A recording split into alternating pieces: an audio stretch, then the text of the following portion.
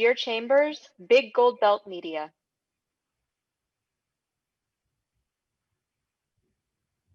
As soon as he populates in.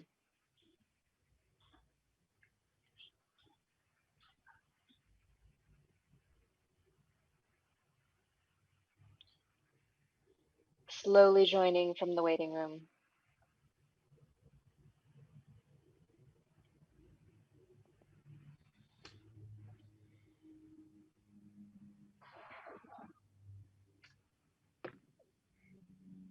Somehow didn't make it. Oh, Zoom. Who makes that sweater, Sierra? It's this nonprofit company. I'll send you their information, but empathy. Okay. Yeah. I tried to type this, but for some reason it says I can't send it to you. But I was like, "Hi, Miss Vanessa.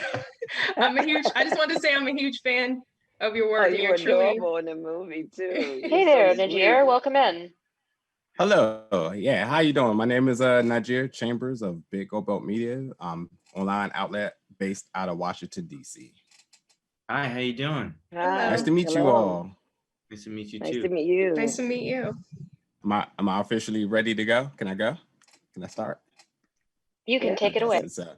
All right, awesome. So I just want to first start off by saying, thank you all to all your contributions into making this film. It's such a passionate and emotional film, and just watching it, like even knowing that it was made in like 2019 and still in 2021, it still holds the same weight. It's super powerful. And I'm sorry if I get emotional, but like just watching it and, obviously being an African-American man, it just hit places that I had a feeling it was going to go, but just unimaginable upon watching it. So, thank you all for the work that you put into this film. I definitely want to start off this film by saying, and I hope this doesn't sound like an unprepared question, but in all actuality, I just want to know how you all doing today with all things considered. Doing great, thank you. Doing good. Sierra, do you want to go first, or? I was gonna say I'm good, giving all things considered. 2020 was a really rough year for everyone, I'm sure. So I just hope going into 2021, I'm trying to be optimistic and just more positive. Yeah. First off, thank you for starting the interview with that question, because that is something that we have to ask each other now more so than ever. And yeah, to piggyback off of what Sierra said, 2020 was a heck of a year. It was a rough year, and 2021 isn't off to the best start either. But I'm okay. I'm hopeful. I'm very hopeful that we will get some change.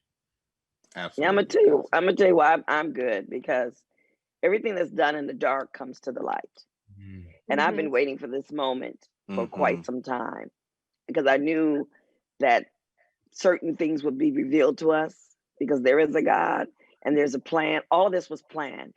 And I look back at 2019, New Year's Eve, when everybody was like, oh God, 2020, I can see clearly now, clear vision, 2020 vision. And God was like, yep, yeah, I got y'all.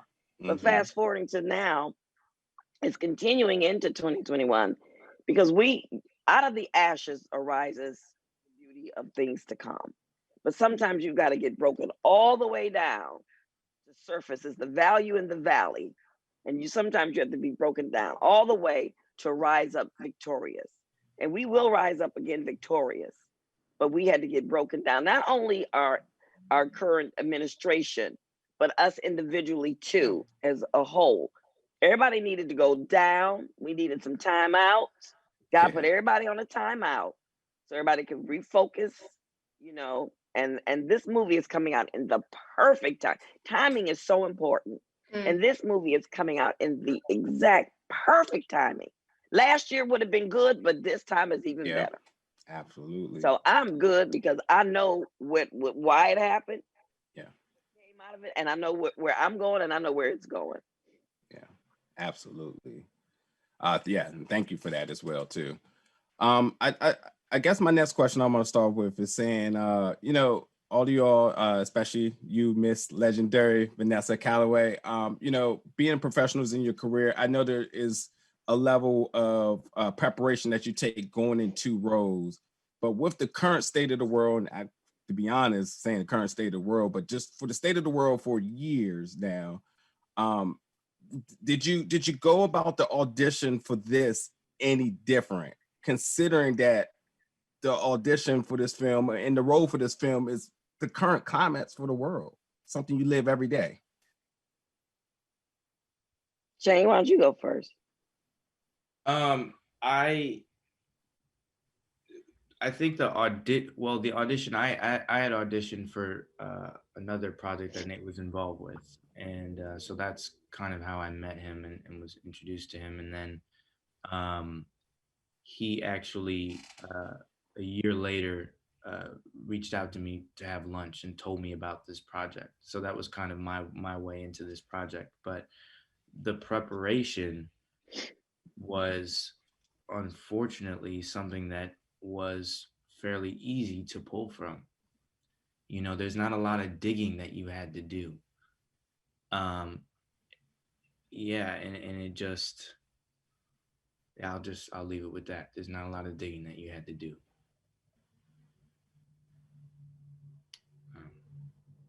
Well, for me, Nate just reached out and asked me. I had met Nate briefly at the Sundance Film Festival several years prior to, when Birth of a Nation was the talk of the town, and I was there promoting a movie, Southside with You, that I did about Michelle and Obama's first day playing Tika Sumpter's mother and that.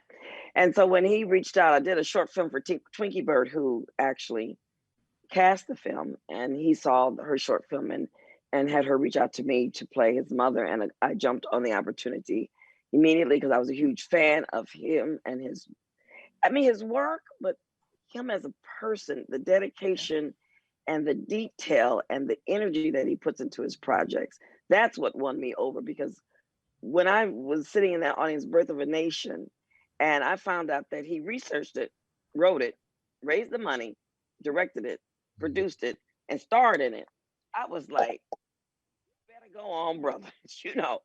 So just the thought of working with him one day was something that I definitely wanted to. So when he reached out and I heard that this is another movie that he wrote, produced, directed, was starring in, I knew, I didn't even have to read it. I knew it was going to be good. But when I read it, I was like, I was definitely in for it. And I was shooting in Atlanta, my series Saints and Sinners. And I literally flew myself back here for a day and shot and flew myself back home. Because that's how important it was for me to be a part of this movie. Thank you. Thank you. I agree with Miss Vanessa. When it was actually Twinkie Bird who reached out to me as well, but I had already been a fan of Nate Parker's and his work, but I agree, him as just a person, he's such a visionary and he truly understands the responsibility that we as artists have. And what, yeah, he understands so much. And it's, you know, you get sent different projects, and you might think, okay, this touches on certain things a little bit, but this to me was probably one of the realest projects that I've been a part of that, yeah, it means a lot to me, so. Thank you, thank you. I guess for my final question for today, the title American Skin, that along with watching the film, what do you want viewers to take away from this? What's the one message that you want folks to walk away with upon watching this film? You know, you can start, Sierra. I'm sorry, if that's okay. No, that's fine.